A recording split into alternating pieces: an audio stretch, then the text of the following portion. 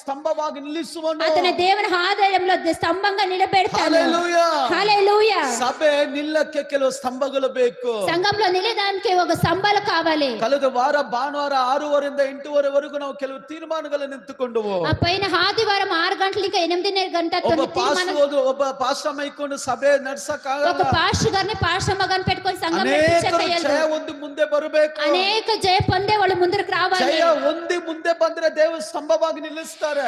జయ పొంది ముందుకు వచ్చేవాళ్ళు దేవుడు స్తంభంగా నిలబెడతాడు. ಆತ್ಮಿಕ ಜೀವಿತ ಶಾರೀರಿಕ ಜೀವಿತ ವ್ಯತ್ಯಾಸ ತುಂಬಾ.